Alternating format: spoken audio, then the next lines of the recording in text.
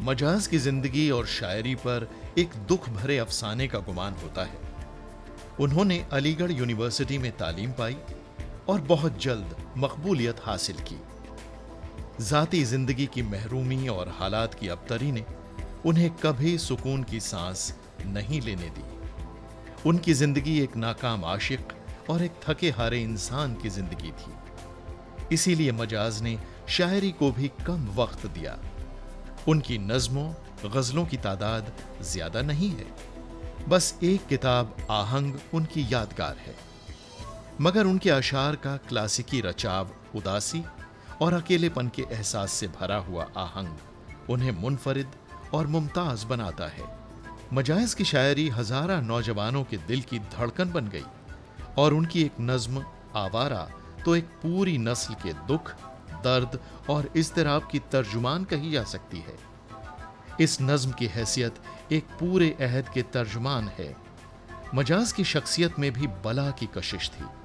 ان کے دوستوں اور مداحوں کا حلقہ بہت وسیع تھا، خاص طور سے ان کے نوجوان قاری۔ ان کی ایک نظم جو علی گڑھ مسلم یونیورسٹی کا ترانہ بنی، نوجوان لڑکوں، لڑکیوں اور طالب علموں میں غیر معمولی مقبولیت رکھتی ہے۔ مجاز نے اپنے آپ سے جتنی لاپرواہی برتی، ان کے عہد نے ان سے اتنا ہی پیار کیا۔ ایک زمانہ ان کا شیدائی تھا، مگر مجاز کے دل کی دنیا ویران رہی۔ وقت کے ہونٹوں پر ایک اداس نغمہ۔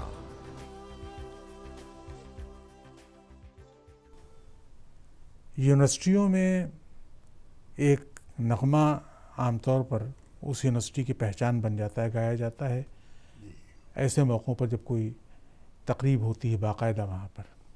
ہر یونیورسٹی کا اپنا ایک اینتھم، ایک نغمہ ہے، لیکن یہ کہ ایک نغمہ جس کی گونج پوری دنیا میں سنائی دیتی ہے، وہ عجیب بات ہے کہ وہ علی گڑھ یونیورسٹی کا ہے۔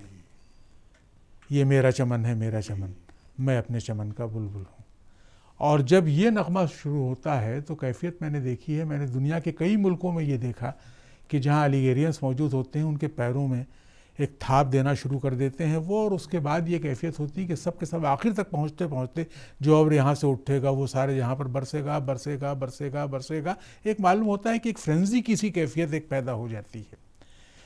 اس نغمے کا خالق جو شخص تھا وہ ظاہر بہت جلد ہم سے رخصت ہو گیا، مجاز، جس نے اپنے بارے میں کہا تھا ہم پر ہے ختم شام غریبان لکھنؤ۔ 1912 میں پیدا ہوا، 1955 میں رخصت ہو گیا۔ 43 برس کی، 43 سال کی اس نے عمر پائی، وہی عمر جو تقریباً منٹو کی عمر تھی۔ کم سے کم ایک نظم ان کی ایسی ہے جو مغنیوں کی آواز میں بھی، جگجیت سنگھ کی آواز میں بھی سنی ہوگی لوگوں نے، کہ شہر کی رات اور میں ناشاد و ناکارہ پھروں، جگمگاتی جاگتی سڑکوں پہ آوارہ پھروں، غیر کی بستی ہے کب تک در بدر مارا پھروں، اے غم دل کیا کروں، اے وحشت دل کیا کروں۔ تو آج مجاز کی یاد تازہ کرنے کے لیے ہم لوگ یہاں بیٹھے ہوئے ہیں اور ہمارے ساتھ گفتگو میں شریک ہیں۔ دونوں کا تعلق علی گڑھ سے رہا ہے۔ پروفیسر صدیق الرحمان قدوائی جو جواہر لال نہرو یونیورسٹی میں ڈین رہے، پروفیسر رہے اور وہاں سے سبکدوش ہو گئے، اور اب اردو کے بعض اداروں کے سربراہ کی حیثیت سے کام کر رہے ہیں۔ علی گڑھ کے بڑے پرانے طالب علم رہے ہیں اور مجاز سے ہو سکتا ہے ملاقات بھی کبھی رہی ہوگی۔ دوسرے ہمارے پروفیسر شہپر رسول صاحب جو خود بھی شاعر ہیں اور علی گڑھ میں بہت زمانے تک انہوں نے ملازمت کی، وہاں کے طالب علم بھی رہے، تو ظاہر ہے کہ مجاز سے ایک ذاتی تعلق کا دونوں کو احساس۔ بھئی صدیق الرحمان صاحب، مجاز کو لوگ بڑی محبت سے یاد کرتے ہیں، اس کے باوجود کہ بڑی بے راہ روی کی زندگی تھی۔ مجاز نے خود کہا تھا کہ ابھی بزم طرف سے کیا اٹھوں میں، ابھی تو آنکھ بھی پرنم نہیں ہے، میری بربادیوں کا ہم نشینو تمہیں کیا، خود مجھے بھی غم نہیں ہے۔ تو گویا کہ پوری شاعری ایک عجیب و غریب ایگزسٹنشل تجربے، وجودی تجربے کی شاعری کہیں کہیں بن جاتی ہے۔ لیکن اسی شخص نے ایک وہ نظم جو ہے اس کی آوارہ، اور ظاہر ہے کہ اس کی ایک پوری زمانے کے نوجوانوں کا ایک کہنا چاہیے کہ ایک قسم کا ایک اظہار بن گئی۔ آپ نے تو علی گڑھ میں وہ زمانہ بھی دیکھا ہے جب مجاز آتے رہے ہوں گے وہاں، اور کیا کچھ وہیں سے شروع کریں ہم اپنی بات؟ بھائی شمیم صاحب، آپ نے ایسا موضوع چھیڑا ہے جو میرے ہی لیے نہیں بلکہ میری عمر کے لوگوں کے لیے ایک جذبات میں بڑی ہلچل پیدا کر دیتا ہے۔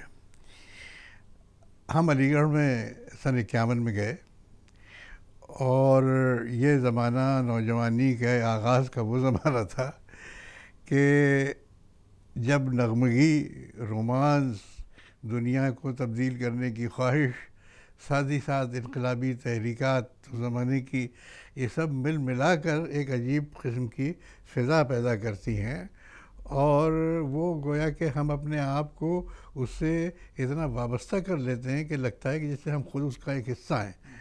اور بہت ساری چیزیں جن کو آج یہ سمجھا جاتا ہے اور واقعی جو بڑی اذیتناک تھیں، لوگوں کا جیل جانا اور مصیبتیں جھیلنا اور وہاں مر جانا یا پاگل ہو جانا، یہ سب کے سب ہمارے زمانے کے شاعروں کے ساتھ ہوا. لیکن ہم نے ان سے کچھ اپنے آپ کو، ہم ہی نے نہیں، ہمارے جیسے لوگوں نے کچھ ایسا ایسوسیٹ کر رکھا تھا کہ ان سب کی ایک رومانٹک حیثیت تھی، اور ہمیں لگتا تھا کاش کہ یہ ہم ہوتے، کاش کہ یہ سب ہم پر گزری ہوتی.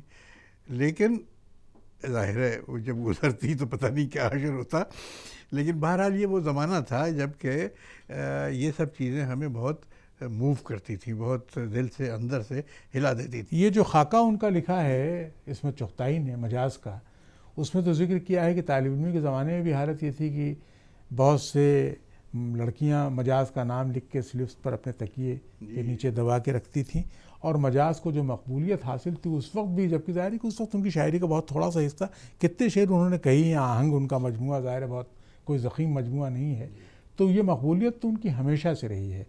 آپ شیخ رسول صاحب بحیثیت ایک شاعر کے اور علی گڑھ کے ایک طالب علم کے جب مجاز کی شاعری پر نظر ڈالتے ہیں تو آپ کو ان کی مقبولیت کا ہر سال وہاں تقریباً شام مجاز منائی جاتی ہے، اور مجاز کے اشعار کی ایک کہنا چاہیے کہ گائے جاتے ہیں، اور اب تک یہ سلسلہ جاری ہے. کیا محسوس کرتے ہیں آپ کی، کیا سبب رہا ہے اس مقبولیت کا؟ مجاز تو ایک طرح سے وہاں کے طالب علموں کے ہیرو رہے. جو ذکر آپ نے کیا اس میں چغتائی کے خاکے کا، انہوں نے کہا ہے کہ لڑکیاں تکیوں کے نیچے ان کا مجموعہ کلام بھی رکھتی تھی. دوسرا یہ کہ مجاز نے جیسے نمائش پہ نظم کہی، اور اس میں جن کیفیات کا اور جن شخصیات کا جس طرح سے ذکر کیا ہے، وہ لوگوں کو خاص طور سے وہاں کے طلباء کو جو ہے وہ بہت زیادہ ہونٹ کرتا تھا. تو اور وہ تمام کیفیات جو عام طور پہ طلباء کے ساتھ گزرتی تھیں، وہ اس کا اظہار نہیں کر پاتے تھے، مجاز کی شاعری میں وہ اس کا اظہار ہوتا ہوا دیکھتے تھے. اس اعتبار سے مجاز کی شکل میں وہ محسوس کرتے تھے کہ وہ ہم خود ہیں، اور ہماری بات جو ہے مجاز کی شاعری میں کہی جا رہی. اس لیے مجاز اپنے اس زمانے کے بہت ہی ہردل عزیز شاعر تھے، اور ایک طرح کے ہیرو تھے وہ طلباء کے اور طالبات. ایک شعر ان کی غزل کا شعر ہے جو بہت سب کا تو مداوا کر ڈالا، اپنا ہی مداوا کر نہ سکے، سب کے تو گریمہ سی ڈالے، اپنا ہی گریمہ بھول گئے. تو یہ جو صورتحال ہے مجاز کے یہاں کہ اپنے آپ کو خود برباد کر دینے کی ایک گویا کی طلب ان کے یہاں کچھ بھی ہو، یعنی یہ معلوم ہوتا ہے کہ زندگی کا یہ راستہ جو اختیار کیا ہے تباہی کی طرف لے جائے. اور مجاز نے واقعی زندگی کا جو راستہ اختیار کیا تھا، ان کی شراب نوشی اور پھر اس کے بعد ان کی جو کہنا چاہیے محبت میں ناکامی اور یہ ساری چیزیں، دیوانگی کے ایک دور سے گزرے، پاگل خانے میں بھی کچھ وقت انہوں نے گزارا اور یہ سب رہا. لیکن اس کے باوجود وہ زندگی سے اتنا بھرا پورا وہ شخص دکھائی دیتا ہے، اس سے جتنے لطیفے و بس نریش کمار شاد نے تو مجازیفے ایک لفظی گڑھ لیا تھا کہ مجاز کے لطیفے کس طریقے سے وہ ہوتے ہیں. تو یہ جو زندگی کا ان کے پہلو تھا، ان کی شخصیت کا، ان کی خوش طبعی، ان کی شگفتگی مزاج کی، ان کی ہنسی، یہ کیا چیزیں رہی ہیں آپ کے؟ دیکھیے، ایک مجموعی طور پہ شخصیت کو اگر آپ دیکھیں، اس زمانے میں جو شخصیتیں ابھریں اس قسم کی، ان کے ہاں متعدد پہلو تھے کہ جو بظاہر ایک دوسرے سے متضاد لگتے ہیں، لیکن اس کے باوجود ان میں ایک بڑا گہرا تعلق تھا. اب یہی شخص جو شراب کے نشے میں پڑا رہتا تھا اور صرف لطیفے گوئی کی وجہ سے مشہور تھا اور کیا کیا، وہ اس کا شعر ہے، بہت مشکل ہے دنیا کا سنورنا، تیری زلفوں کا پیچ و خم نہیں ہے. بہت کچھ اور ہے، اور بھی ہے اس جہاں میں، یہ دنیا محض غم ہی غم نہیں ہے. تو اس طرح کے لاتعداد اشعار ہیں جو مجاز نے کہے ہیں. نظمیں ہیں، انقلاب سے متعلق نظمیں ہیں، مگر میں اپنی منزل کی طرف بڑھتا ہی جاتا ہوں، اندھیری رات کا مسافر ہے، اور آوارہ جیسی نظم، ایک محل کی آڑ سے نکلا وہ پیلا ماہتاب، جیسے ملا کا امامہ، جیسے بنیے کی کتاب، جیسے مفلس کی جوانی، جیسے بیوہ کا شباب، اے غم دل کیا کروں، اے وحشت دل کیا کروں، اس کا ایک ایک ٹکڑا، صرف مصرع ہی نہیں، ایک ایک ٹکڑا دیکھیے تو وہ ایک اس جذباتی کیفیت کا اظہار کرتا ہے کہ جو اس زمانے کو ریجیکٹ کر رہا ہے۔ تو مجاز جس قسم کے آدمی تھے، جیسا کہ میں نے عرض کیا کہ وہ زمانہ کچھ ایسا تھا کہ اس میں اس طرح کے جذبات رکھنے والے نوجوان جو تھے وہ پیدا ہو رہے تھے، بلکہ کچھ ان کے فروغ کا زمانہ تھا، اور مجاز جیسا شخص جو تھا یہ ایک ماڈل بن گیا تھا۔ یعنی ان کے لطیفے، ان کے قصے، یہ سب چیزیں اور ان کی نظمیں، یہ سب مل ملا کر ایک بڑا رومانس پیدا کرتی تھی۔ چنانچہ مجاز جب علی گڑھ آتے تھے تو ایک لگتا تھا جیسے آج کل فلم سٹارز آتے ہیں، تو مجاز کا کچھ حال وہی ہوا کرتا تھا، اور لوگ ان کے پیچھے رہتے تھے، اور وہ اپنا کلام بھی سناتے تھے، اور علی گڑھ کے پرانے لوگوں کی طرح، طالب علموں کی طرح بے تکلف قسم کے آدمی تھے۔ تو مجاز کی شاعری میں اس عہد کی وہ روح کہ جس کے اندر وہ ساری باتیں ہیں، یعنی رومانس ہے، شدید قسم کا وہ رومانس جو بربادی کی طرف لے جا رہا ہے، اور برباد ہوئے مجاز۔ وہ اس نوجوانی کی عمر میں کس کے ہاں نہیں ہوتا کسی نہ کسی شکل میں۔ اس زمانے میں دیکھیں یہ کہ جو 3 شاعر ایسے آئے ہمارے سامنے جن کا نام ایک ساتھ لیا جاتا ہے، مجاز، جذبی، مخدوم محی الدین۔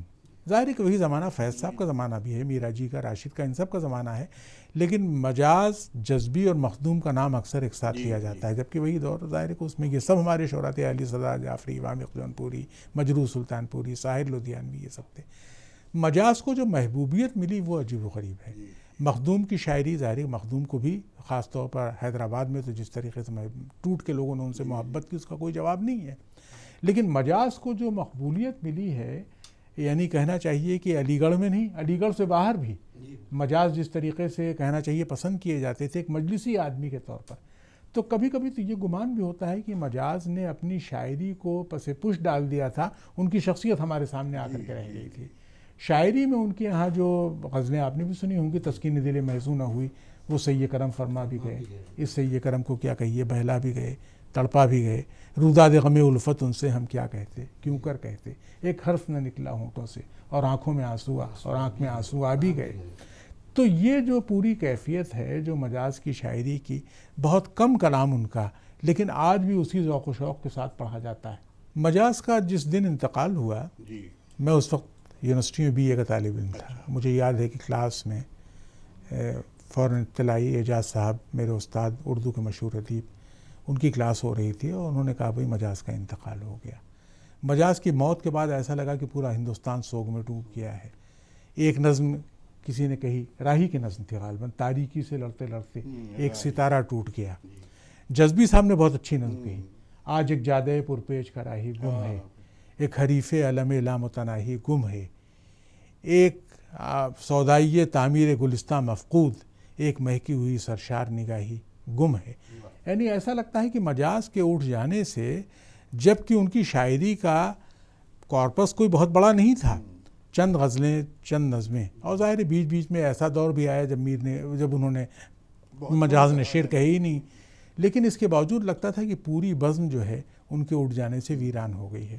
اس پورے شعری کلچر میں سردار جعفری نے مثال کے طور پر جو لکھنؤ کی راتوں کا جو اپنا یاد نامہ لکھا ہے، یا اور اس زمانے کی جو تاریخیں ملتی ہیں، ان میں مجاز کی شاعری کو اور شخصیت کو تقریباً برابر یاد کیا جاتا ہے، لیکن مجاز کچھ ایسا خاموشی سے وہ سال گزر گیا۔ مجاز کا بہت زیادہ، جس طرح منٹو صدی کے جشن منایا گیا اور بہت چیزیں ہوئیں، بہت جلسے ہوئے، مجاز پر نہیں۔ آج مجاز کو اگر یاد کیا جائے تو آپ کے خیال میں کیا چیزیں سب سے زیادہ آپ کو معنی خیز دکھائی دیتی ہوں؟ شمیم صاحب، یہ بہت اہم بات ہے کہ مجاز کے بارے میں جب کبھی بھی سوچیں گے تو ہمارے سامنے ملک کی تاریخ کا وہ زمانہ آئے گا جب اس طرح کے کیریکٹرز کا ہونا یہ کوئی حیرت کی بات نہیں تھی، بلکہ ایک طرح کی ایک نئے قسم کی فضا کی نمائندگی کرتی تھی، کہ جس میں بیک وقت ایک جذباتی زندگی کے جتنے پہلو ہو سکتے ہیں وہ سب ایک سمو دیے جاتے تھے قدرت کی طرف سے کسی نہ کسی شخص میں، اور کسی نہ کسی شخص میں کیا سبھی میں، لیکن سینسٹیوٹیز جو ایسی ہوتی ہیں ان کا اظہار کسی کے ہاں کچھ ہوتا، کہیں کچھ ہوتا تھا اور کسی کے ہاں کچھ ہوتا تھا. تو وہ ایک قلندر قسم کا آدمی جسے دنیا سے کچھ لینا دینا نہیں ہے، لیکن پھر بھی حیرت ہوتی تھی کہ جو اس شخص نے جو شاعری کی ہے. اب آپ نے علی گڑھ کے ترانے کا ذکر کیا. ہم جب علی گڑھ گئے ہیں تو وہ ترانہ تو ان کی کتاب کا ایک جز تھا. اس وقت وہ ترانہ بنا بھی نہیں تھا. نظر علی گڑھ کے نام سے ایک نظم تھی، اتنی موونگ تھی، اتنی اچھی تھی. اور ہمارا علی گڑھ سے ایسوسیشن طالب علم کی حیثیت سے جو تھا، اس نے نظم نے ہی ایک ایسی فضا ہمارے ذہن میں پیدا کر دی تھی جس کی وجہ سے علی گڑھ سے ایک عجیب قسم کا رابطہ، ایک ایسوسیشن قائم ہو گیا. ذرات کا بوسہ لینے کو 100 بار جھکا آکاش یہاں، خود آنکھ سے دیکھی ہے ہم نے باطل کی شکست فاش یہاں. اچھا، اب یہ مصرے جو ہیں یہ کئی بار ہم کو ستاتے تھے. ہاں، کئی بار ہم خود سوچتے تھے کہ یار یہ تو واقعہ کبھی ہوا ہی نہیں، یہاں باطل کی شکست فاش تو ہم چاہ رہے ہیں کہ روز ہو اور ہوتی نہیں ہے. لیکن اس کے ساتھ ہی ساتھ دوسرے اور مصرے بھی یاد آتے تھے. اس بزم میں ساغر توڑے ہیں، اس بزم میں تیغیں کھینچی ہیں، وغیرہ وغیرہ سبھی کچھ آتا تھا. ہمارے ہی زمانے میں ہمارے ہی ایک دوست اشفاق محمد خان اور اشتیاق محمد خان، اشتیاق نے تو اس کی دھن ہاں، بنائی. ان دونوں نے مل کے اس کی دھن بنائی اور اسے ایک ترانہ بنا دیا، اور ایک جلسے میں انہوں نے جس طرح سے گایا تو بس اس کے بعد سے یہ علی گڑھ کا ترانہ بن گیا. دیکھیے وہ زمانہ جو ہے ترقی پسند تحریک کے عروج کا زمانہ ہے. یعنی جب تک مجاز زندہ رہے ترقی پسند شاعری کا بڑا دبدبہ تھا. اور اس وقت ظاہر ہے کہ بھئی فیض صاحب تو خیر ایک الگ قصہ ہے ان کا، لیکن یہ کہ جو مقبولیت فیض کو ملی وہ تو کسی کو نہیں ملی. لیکن اس کے علاوہ بھی دیکھیے سردار جعفری، ساحل لدھیانوی، مجروح سلطان پوری، کیفی اعظمی، وامق جونپوری، نیاز حیدر اور مجاز، مخدوم اور جذبی، ان تینوں کے ہاں لیکن غنائیت بہت ہے. یعنی مجاز، مخدوم اور جذبی تینوں کے ہاں یہ صورت یہ ہے کہ اس کے باوجود کہ کہیں کہیں ان کے ہاں للکار بھی ملتی ہے جیسا کہ انہوں نے شیخ رسول صاحب نے کہا، لیکن غنائیت اور نغمگی بہت ہے. اور شاید اسی لیے ان کے اشعار جو ہیں جب ساز کے ساتھ گائے جاتے ہیں تو اب بھی ہمارے دل پر بہت اثر کرتے ہیں. اور مجاز کو یاد کرنا ایک طریقے سے ایک پورے دور کو یاد کرنا ہے. علی گڑھ یونیورسٹی کا دور، ترقی پسند تحریک کا ایک پورا دور جو گزرا ہے، اور اس میں بھی مجاز کی اپنی شخصیت کا جادو. اس میں ایک بات اور بھی ہے شمیم صاحب، مجاز کی پوری شاعری پہ آپ نظر ڈالیے تو آپ دیکھیں گے کہ ان کے ہاں جو اردو شاعری کا پورا ورثہ ہے، ایک روایت ہے جس میں کلاسیکیت سے لے کے ان کے عہد تک کی ساری چیزیں شامل ہیں. وہ سب کے سب کچھ اس طرح شامل ہیں کہ اس عہد کے لوگ اپنے آپ کو اس میں اجنبی نہیں پاتے ہیں، بلکہ اسے ایک ایسوسیشن قائم رکھنا ایک رومانٹک ایکسپیرینس ہوتا ہے. تو میں سمجھتا ہوں کہ عصریت، کنٹمپریرینس جو مجاز کی شاعری کی تھی، اس نے بھی مجاز کو بہت مقبول کیا، علاوہ ان باتوں کے جو دیوانگی اور نہیں، اس میں تو خود ایک سیلف ڈسٹرکشن کی، اپنے آپ کو برباد کر لینے کی ایک رو تو ان کے ہاں موجود تھی. چنانچہ لطیفے کتنے مشہور ہیں. جورج صاحب نے سمجھایا ان کو مجاز کو کہ بھئی اس طرح سے نہیں، میں اس کو دیکھو میں گھڑی رکھ کر کے پیتا ہوں. مجاز نے کہا آپ گھڑی رکھ کے پیتے ہیں، میرا بستر ہے تو میں گھڑا رکھ کر کے پیتا ہوں. تو یہ تو ایک پورا معلوم یہ ہوتا ہے کہ زندگی کو آدمی ایسا لگتا ہے کہ اپنے آپ کو خود تباہ. مجاز کا ایک شعر ہے کہ اور بہت دور آسمانوں سے موت آواز دے رہی ہے مجھے. تو موت کی آواز گویا کہ انہوں نے سن لی تھی، اور ایسا محسوس ہوتا تھا کہ اس آواز کو پر وہ لبیک کہنے کے لیے اس کا خیر مقدم کر رہے ہیں، جان رہے ہیں. یعنی ایک طرح کی زندگی کی طلب ان کے یہاں کم ہوتی ہوئی محسوس ہوتی ہے. ایک عجیب بات یہ ہے کہ وہ آدمی جو بہت زندگی سے بھرا ہوا تھا جس کا وجود، اس کے باوجود یہ ایسا معلوم ہوتا ہے کہ وہ زندگی سے بیزار بھی ہو رہا ہے اور ظاہر ہے کہ موت کی طرف بڑھ رہا ہے تیزی کے ساتھ. یہ کیفیت، اس کے بارے میں آپ کچھ؟ یہ جیسے جس حالات میں ان کی شخصیت ڈیولپ ہوئی، دیکھیے ان کے پاس کوئی روزگار نہیں تھا، یا اگر تھا بھی تو بہت ہی معمولی، اور اس کی وہ پرواہ بھی نہیں کرتے تھے. ساتھ ہی ساتھ جس صحبت میں، جن سوسائٹی میں وہ رہتے تھے، وہ اس زمانے کی جو ایلیٹ سوسائٹی ہو سکتی تھی وہ تھی.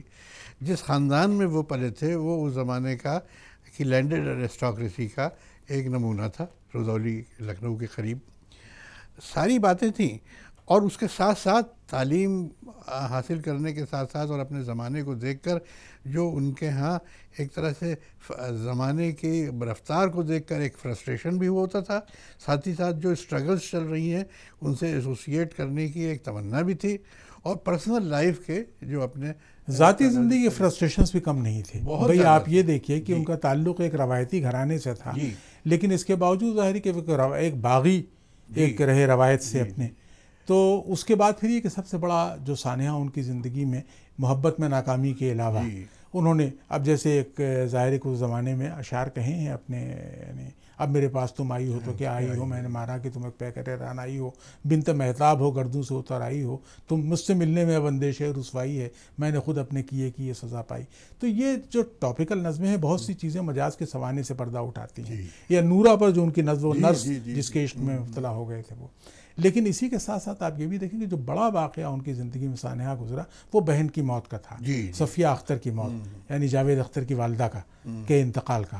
تو اس کا مجاز پر جو اثر پڑا ہے، اور اس کے بعد ہی ایسا لگتا تھا کہ مجاز گویا کہ ایک زندہ رہنے کی خواہش ان کے یہاں کم ہوتی چلی جا رہی ہے.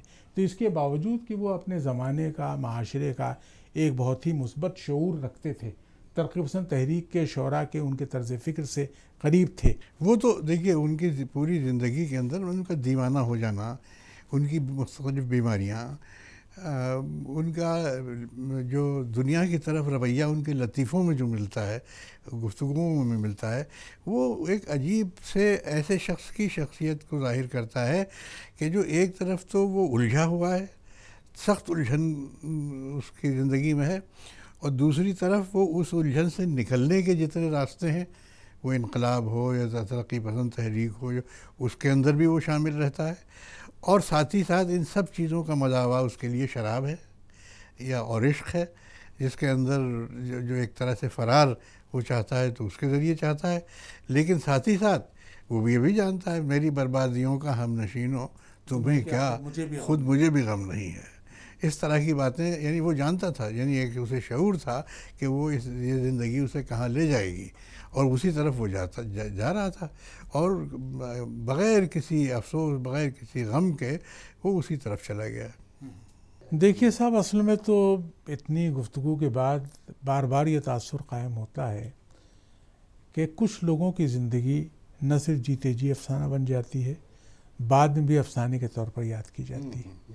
حیات جو سرگزشت اپنی، کل اس کی کہانیاں بنے گی. تو مجاز کی زندگی بھی ایک ایسی کہانی بن گئی ہے جو ہم برابر آج بھی پڑھ رہے ہیں، دہرا رہے ہیں، آئندہ بھی دہراتے رہیں گے. بہت بہت شکریہ.